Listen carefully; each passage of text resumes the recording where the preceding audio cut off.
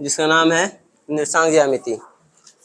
तो आज सिर्फ इस चैप्टर के बारे में जान लेंगे कि आखिर इस चैप्टर में क्या है, क्या पढ़ने हैं, उससे संबंधित क्या नियम है। जो भी चैप्टर से संबंधित बिंदुएं हैं उनको आज समझ लिया जाएगा, क्योंकि जब तक इसे नहीं समझेंगे चैप्टर समझ में आएगा नहीं और क्वेश्चन एक भी नहीं बनेगा। और आज की क्लास को अगर अच्छा से देख लेते हैं, अच्छा से समझ लेते हैं, तो लगभग ये पूरा चैप्टर खत्म हो जाएगा आसानी से। और अभी जितना देर लगे, 5-10 मिनट या 20 मिनट, जितना देर भी लगे, अगर उसको ढंग से देखते हैं तो कम से कम 3-4 ऑब्जेक्टिव आपका इतना से ही हो जाएगा। 3-4 ऑब्जेक्टिव कम से कम आसानी से आज मतलब जितना बताएंगे उतना में हो जाएगा आपका। तो ध्यान से सुनिए और समझिए। हालांकि ये चैप्टर हम लोग 9th में भी पढ़े थे ना, सेम था निर्देशांक ज्यामिति। उसी चीज को फिर से यहाँ पढ़ना है, बस थोड़ा सा टफ होगा। तो जिसके कारण निर्देशांक और ज्यामिति मतलब ज्योग्राफिकल आकृति, मतलब इसमें विभिन्न आकृतियों के बारे में पढ़ना, और ऐसी आकृतियां जो किससे बनी हो, निर्देशांक से बनी हो। अब सबसे पहला मन में प्रश्न ये उठता है कि आखिर निर्देशांक है क्या। निर्देशांक समझ में आए उसके बाद ना ज्यामिति समझ में आए, तब निर्देशांक ज्यामिति समझ में आएगा। तो निर्देशांक होता है, जैसे कि हमने बताया था कि किसी भी स्थिति को दर्शाने के लिए दो चीजों की जरूरत होती है। जैसे कि मान लो ये रामू है और इसे अपना घर बताना है, घर का लोकेशन बताना है। आपने पूछा कि रामू तुम्हारा घर कहाँ है, तो ये एक फेमस पॉइंट पहले ढूंढेगा। जैसे कि मान लो आपका स्कूल ढूंढा, कहा कि स्कूल देखे हो, और उसको मान लिया मूल बिंदु, और कहेगा यहाँ से उत्तर की ओर जाना 200 कदम, और यहाँ से पूरब की ओर हो जाना 300 कदम, और यहाँ जो आएगा वही मेरा घर है। तो इसके लिए दो चीज ढूंढा ना, ये दिशा चुना, ये एक आपको बताया उत्तर की ओर है, एक बताया पूरब की ओर। तो दो चीजें चाहिए होती हैं, उन दो चीजों को ही, ये जो दो चीज बता रहे हैं दिशा दर्शाने वाली, इसको कहते हैं अक्ष। तो इसके बारे में पढ़ना है। अभी हम आपको समझा नहीं रहे, पढ़ा नहीं रहे, बस ये बताए हैं कि हमें पढ़ना क्या है।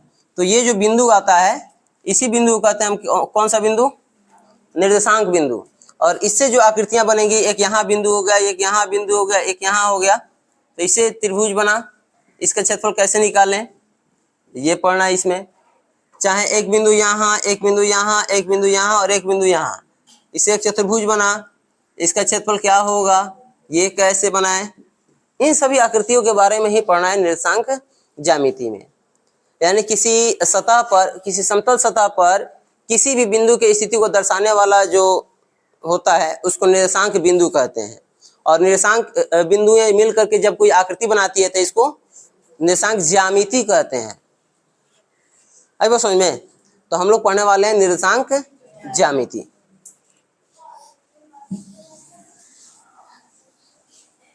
तो निर्देशांक ज्यामिति हम पढ़ेंगे समतल सतह में। जब आप 12th में जाएंगे तो वहां आपको पढ़ना होगा 3D, 1D, 2D, 3D। सुने हैं आप लोग?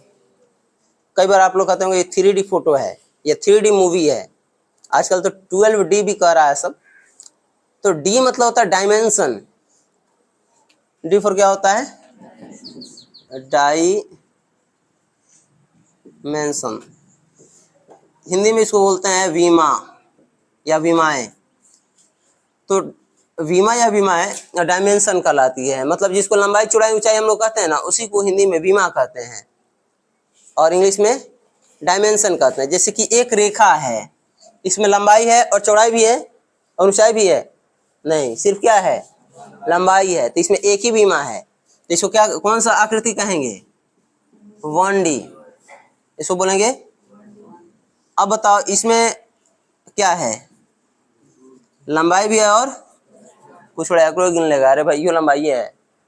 तो इसमें दो ही चीज है, लंबाई और, जब किसी ऐसे आकृति की बात करते हैं तो इसमें लंबाई चौड़ाई दो ही चीज दिख रही है ना।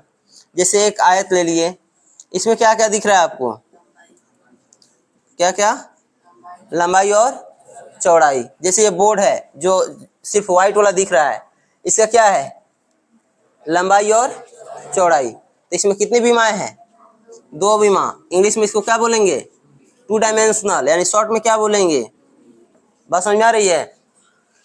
अब बताओ अगर हम एक घन बनाते हैं घन समझ रहे हो? जो लड़का सा तू लोग आजकल खेल रहा है उसको क्या बोलता है? किब।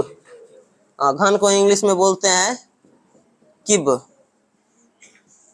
इसमें बताओ क्या है? लंबाई है, चौड़ाई भी है, और ये भी ऊंचाई है, ये भी ऊंचाई है, ये भी क्या है? ये लंबाई, लंबाई, ये चौड़ाई, ये चौड़ाई है। तो इसमें कितनी बीमाएं दिख रही हैं? कुछ थोड़ा 12 को कह देगा भाई, 12 को किनारा है, हयो लंबाई, हयो लंबाई, हयो लंबाई, हयो लंबाई। तो ये क्या 4 हो गया? एक ही ना कहेंगे लंबाई। तो इसमें 3 बीमाएं दिख रही है, लंबाई, चौड़ाई और ऊंचाई। तो इसमें कितनी बीमाएं हो गई? 3 बीमाएं। इंग्लिश में बोलेंगे 3 डायमेंशनल है, और शॉर्ट में बोलेंगे 3D है। तो आकृतियां फिलहाल हम जो पढ़ रहे हैं वो कितने तरह की? 3, 1D, 2D एंड 3D। एक वृत्त को कौन सा डायमेंशनल कहेंगे आप? एक वृत्त को कौन सा डायमेंशनल कहेंगे? 0 डायमेंशनल। 0 डायमेंशनल का कोई आकृति नहीं होता है। ये बताइए कितने डायमेंशन है इसमें? भाई मेरे 0 डायमेंशन का कुछ होता ही नहीं है।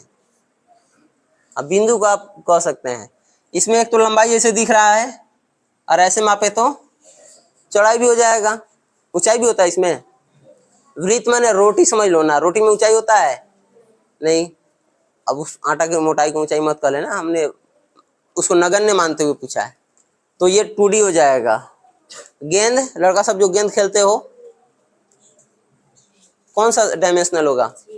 3D, क्योंकि उसमें लंबाई है, चौड़ाई और ऊंचाई भी है। जो भी बार दिख रहा है ना वो 3D है। जैसे ये मार्कर कौन सा डायमेंशनल होगा? 3D होगा। इसे बाहर से पकड़ा जा सकता है। आपके कॉपी का एक पेज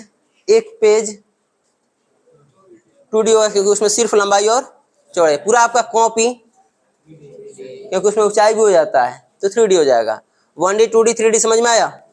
हम लोग पढ़ने वाले हैं 2D। ध्यान से, हम लोग क्या पढ़ने वाले हैं? 2D यानी 2 डायमेंशनल, 2 विमीय, 2 विमाओं के बारे में। ऐसी आकृति जिसमें 2 विमा हो वैसे पढ़ने वाले हैं। 12th में आप जाएंगे तो आप पढ़ेंगे 3D, निर्देशांक ज्यामिति पर 3D पढ़ेंगे। हालांकि हम लोग 3D भी पढ़ेंगे 12वीं चैप्टर, 13वीं चैप्टर में, लेकिन क्षेत्रफल और आयतन पढ़ेंगे उसका, यह निर्देशांक में नहीं पढ़ेंगे। और आप 12th में जाएंगे मैथ में तो आपको पढ़ना पड़ेगा 3D। समझे? फिलहाल हमको निर्देशांक ज्यामिति में कौन सा डायमेंशनल पढ़ना है? 2D यानी 2 डायमेंशनल पढ़ना है। इसे मिटा दें, 1D, 2D, 3D समझ गए? अब बताओ, ये बोर्ड का जो व्हाइट वाला सतह दिख रहा है ये कौन सा डायमेंशनल है? कौन सा डायमेंशनल है? 2D है। यानी इसमें सिर्फ लंबाई होगा और चौड़ाई होगा। हम व्हाइट वाला भाग की बात पूछे हैं, पूरा को नहीं। तो ये इसका एक डायमेंशन हुआ और इसका एक डायमेंशन हुआ। कितना डायमेंशन हो गए? 2। ध्यान दीजिए और ध्यान से एकदम सुनते चलिए एक एक बात को। तो ये जो पड़ा है x और जो खड़ा है y, जो पड़ा है उसको x अक्ष और जो खड़ा है उसको। अब कोई पूछे अक्ष किसे कहते हैं, तो कहना किसी भी सतह, प्लेन सतह, समतल, हिंदी में उसको भारी वर्ड द्वारा कहा जाएगा समतल। तल मतलब सरफेस और सम मतलब प्लेन। ये प्लेन और ये सरफेस, कोई भी प्लेन सरफेस है तो उसको क्या कहेंगे? समतल। अब जैसे बोर्ड पर से उतर के दीवार पर चले गए तो वो अलग सतह न हो गया, और पूरा बोर्ड पर ही है तो एक ही सतह न है, इसको प्लेन सरफेस कहेंगे यानी कि समतल कहेंगे। बात समझ में आ रहा है? समतल कर रहे हैं तो। अब जैसे कि आपके सिर्फ और सिर्फ आपके कॉपी का पेज क्या होगा? समतल। और आपका कॉपी और बगल वाले कॉपी का पेज दोनों अलग अलग रख करके अगर आप दोनों को टच कर रहे हैं तो क्या वो दोनों समान तल हैं? भिन्न भिन्न तल हैं। बात समझ आ रही है? तो जब एक ही तल हो तो कहेंगे समतल, और अलग अलग तल हो तो समतल नहीं कहेंगे। अब उसको क्या कहेंगे बाद में जानेंगे, पहले हमें हमारा जितना काम है पहले हम उतना समझ लेते हैं, ठीक है? तो किसी भी समतल को कितने भागों में बांट रहा है ये? देख बाबू, यहाँ क्या चिन्ह दिए हुए हैं? तीर का। मतलब ये तीर जाते जाएगा ना, ये लमड़ते जाएगा।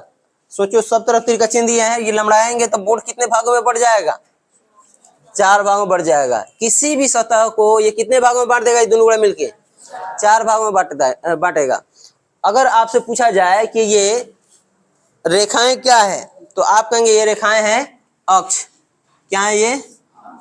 अक्ष। ये भी क्या है? अक्ष। और इसी का अनुभाग है, ये भी क्या है?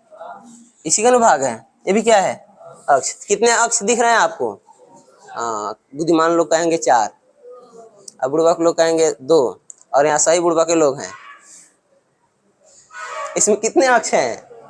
अरे भाई यही तो है यहाँ, इसको आप अलग क्यों गिन रहे हैं? और इका ही तो भाग है ये। तो अक्ष कितने हैं? 2 हैं। अब कोई पूछ देगा अक्ष क्या है, तो कहिएगा जो अक्ष है किसी समतल ना, किसी समतल को 4 भागों में बांटने वाली लंबवत रेखाएं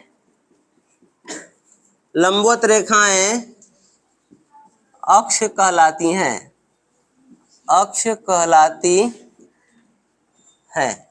अब ये लंबवत वर्ड कहाँ से आ गया?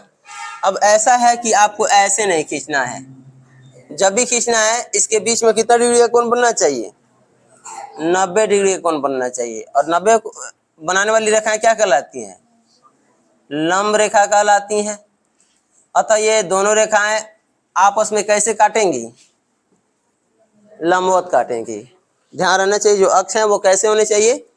लंबवत, यानी 90 डिग्री पर। जनक भोजपुरी में हम लोग कहते हैं एकदम सोझा, एकदम खड़ा, कहते हैं एल की तरह एकदम खड़ा होना चाहिए 90 डिग्री पर। तो ऐसे होंगी तो हम ऐसे 2 रेखाओं को क्या कहेंगे? अक्ष कहेंगे। अक्ष किसी भी सतह को कितने भागों बांटती है? ये ऑब्जेक्टिव आ गया। पूछेगा किसी समतल को 4 बराबर भागों में बांटने वाली जो रेखाएं हैं क्या कहलाती हैं? अक्षों के बीच कितने डिग्री का कोण बनता है? 90 डिग्री। 2 ऑब्जेक्टिव हो गए, याद रहेगा? मिटाए के उतारिएगा, कैसे कीजिएगा उतार के इसको? याद हो गया ना कि अक्ष कितने डिग्री पर होता है? 90 डिग्री पर। कितने भागों में बांटता है? 4 भागों में। अक्ष कितने होते हैं? दोनों का नाम अलग अलग है। जो पड़ा है वो है एक्स अक्ष, जो पड़ा है वो, और जो खड़ा है वो है अक्ष। कितने होंगे?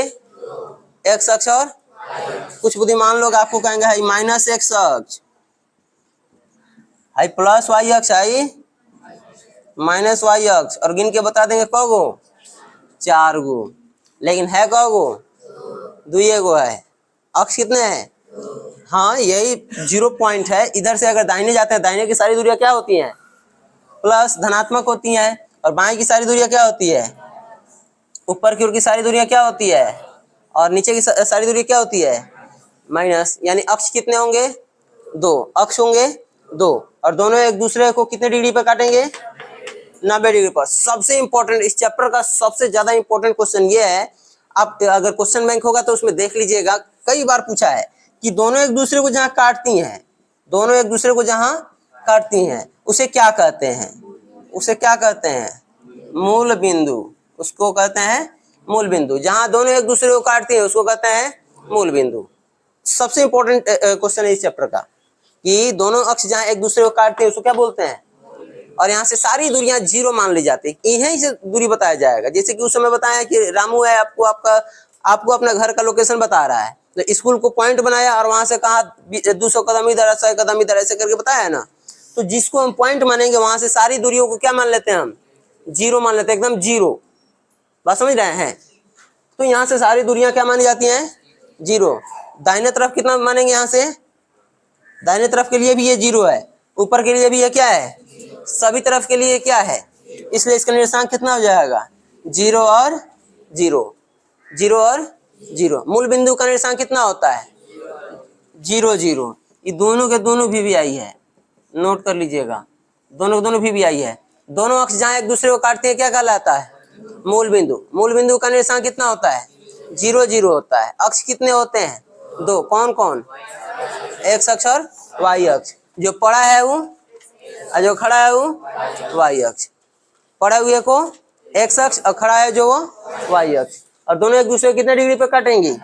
90 डिग्री पर काटेंगी। याद रहेगा? दाहिने की सारी दूरियां, ऊपर की सारी दूरियां कॉमन सेंस है। सीढ़ी पर ऊपर चढ़ रहे हैं तो आप बढ़ रहे हैं कि घट रहे हैं? और नीचे उतर रहे हैं तो घट रहे हैं कि बढ़ रहे हैं? घट रहे हैं। तो नीचे की सारी दूरियां माइनस में, ऊपर की सारी दूरियां दाहिने जाएंगे तो, बाएं जाएंगे तो, याद रहेगा ना। उतारिएगा कि मिटा दें, मिटा दें, ठीक है। इसमें कम से कम 5-7 ऑब्जेक्टिव तो आ ही गए होंगे।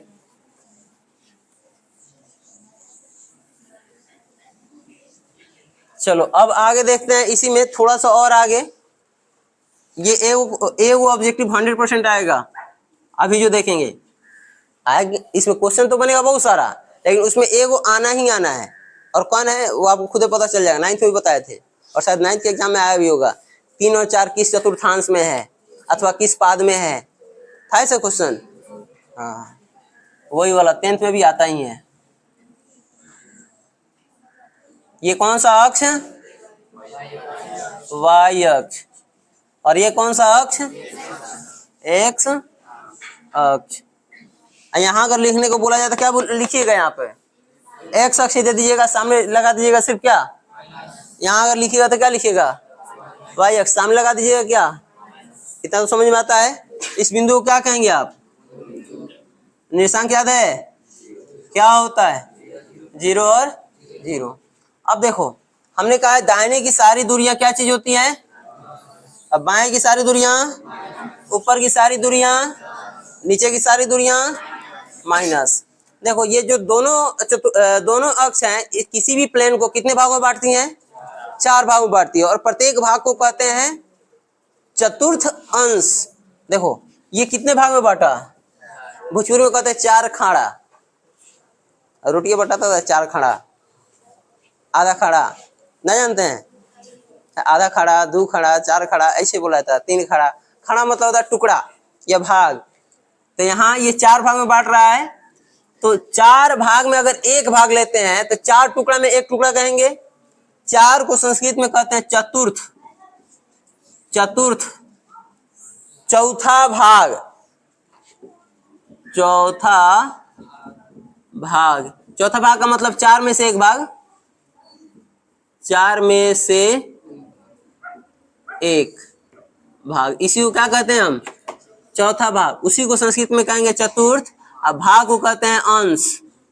अंश मतलब भाग या टुकड़ा होता है, चतुर्थ अंश, दोनों को जोड़ दो, संधि पढ़े हैं ना आप लोग, क्या हो जाएगा ये चतुर्थांश। चतुर्थांश का क्या मतलब, चौथा भाग या चौथा अंश क्या कहलाएगा, चौथांश कहलाएगा। ध्यान यहीं पे रखो, इधर उधर मत करो। तो चौथा भाग को क्या कहेंगे, चतुर्थांश, ठीक है। 4 में से एक जो अंश होगा, एक जो भाग होगा उसको क्या कहेंगे हम, चतुर्थांश कहेंगे, ठीक है। तो ये क्या है, 4 में एगो है, क्या कहेंगे इसको, चतुर्थांश। ये क्या है, 4 को में एगो है, क्या कहेंगे, इसको क्या कहेंगे, और इसको भी क्या कहेंगे, क्योंकि ये भी 4 को में एगो है। तो चतुर्थांश कितने हैं, 4 चतुर्थांश। अब पूछेगा चतुर्थांश है क्या, कहते किसे हैं, तो सिंपल सा जवाब होगा कि जब भी किसी प्लेन पर हम 2 अक्ष खींचते हैं तो दोनों अक्ष उसको कितने भागों में बांट देती हैं, और 4 में से प्रत्येक भाग को क्या कहते हैं, चतुर्थांश। जब हम किसी भी समतल पर 2 रेखाएं यानी 2 अक्ष खींचते हैं तो वो सतह कितने भागों में बढ़ जाती है, 4 भागों में बढ़ जाती है, और प्रत्येक भाग को हम क्या कहते हैं, चतुर्थांश कहते हैं। बात समझ में आया।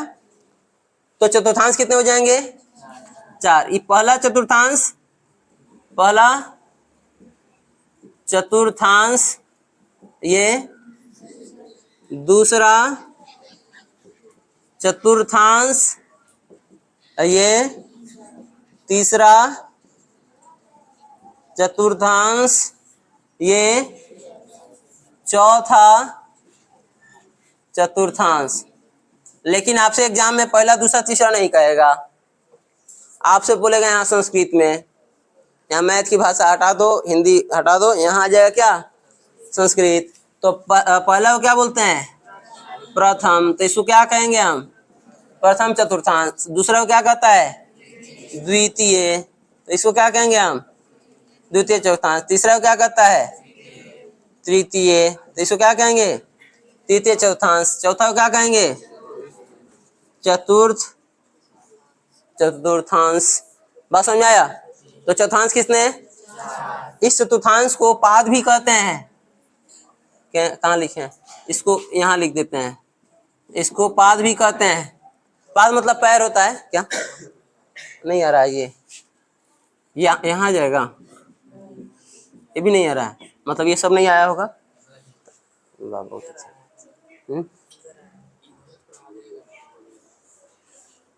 चलो छोड़ो कोई बात नहीं।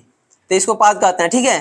तो प्रथम पाद कहेगा, द्वितीय पाद कहेगा, तृतीय पाद कहेगा और चतुर्थ पाद कहेगा। तो पाद कितने हैं? चतुर्थांश कितने हैं? वही ये सेम चीज है, बस यहाँ पे वर्ड जो है ना वो अलग अलग है, ठीक है। तो अब यहाँ पे हमें ये चतुर्थांश कितना ये नहीं पूछेगा, ये बहुत ही छोटा लेवल का क्वेश्चन हो गया। यहाँ पे पूछेगा, इसे मिटा दें, चौथा भाग को ही चतुर्थांश कहते हैं, उसी को चतुर्थांश कहते हैं और उसी को पाद कहते हैं।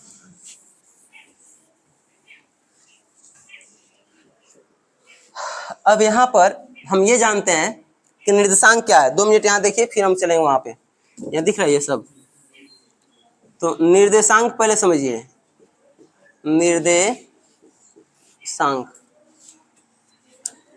क्या होता है?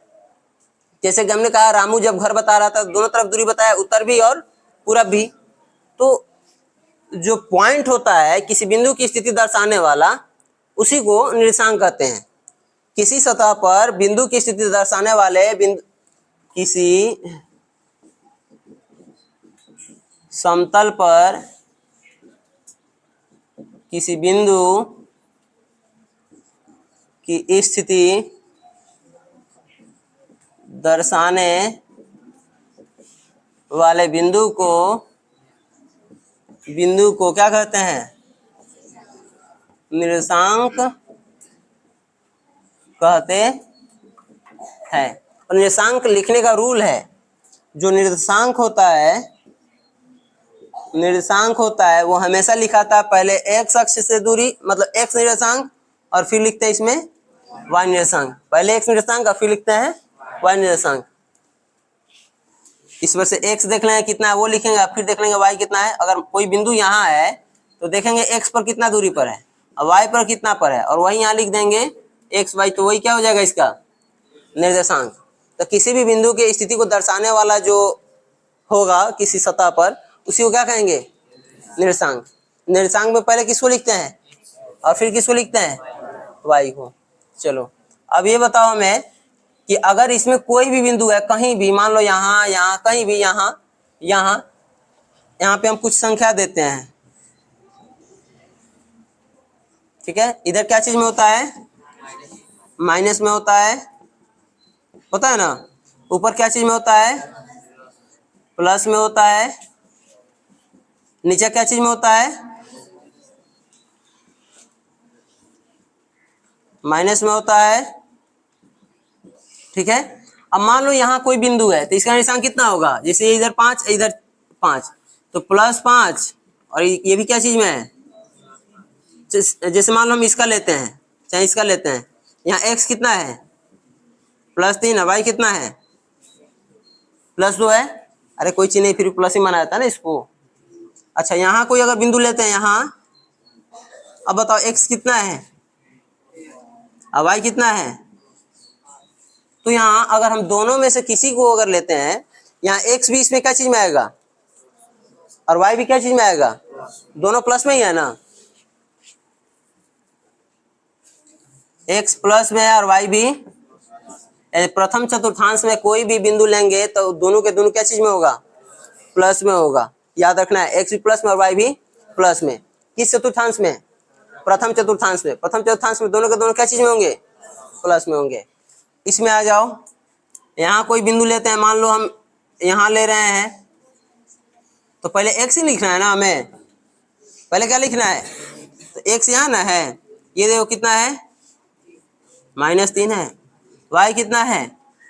सिर्फ 6, यानी +6 ना है। अगर मान लो कोई बिंदु यहाँ लेते हैं हम, x कितना है? x कितना है? y कितना है? वो भी क्या चीज में? जैसे मान लो कि कोई बिंदु यहाँ लेते हैं, x कितना है? -5, y कितना है? तो देख रहे हैं कि हर बार पहला क्या चीज में आ रहा है और दूसरा क्या चीज में आ रहा है? प्लस में। कॉमन सेंस लगाओ और थोड़ा ऐसे सोचो एक्स इधर क्या चीज में है और वाई इधर क्या चीज में है। यहाँ अगर हम खड़ा होंगे तो हम यही दोनों रेखा ना दिखेगा, और ये रेखा माइनस में है और ये रेखा क्या चीज में है, इसलिए इसका चिन्ह क्या हो जाएगा, माइनस प्लस। अगर यहाँ आए तो क्या होगा, खड़ा हो जाओ, तुम ही कर रहे हैं, खड़ा हो जाओ। चलो यहाँ होगा तो एक्स निर्देशांक जो होगा उसका चिन्ह क्या होगा, प्लस माइनस, माइनस होगा एक्स निर्देशांक, और वाई निर्देशांक क्या होगा, माइनस होगा। तुम खड़ा हो जाओ, सही है ये।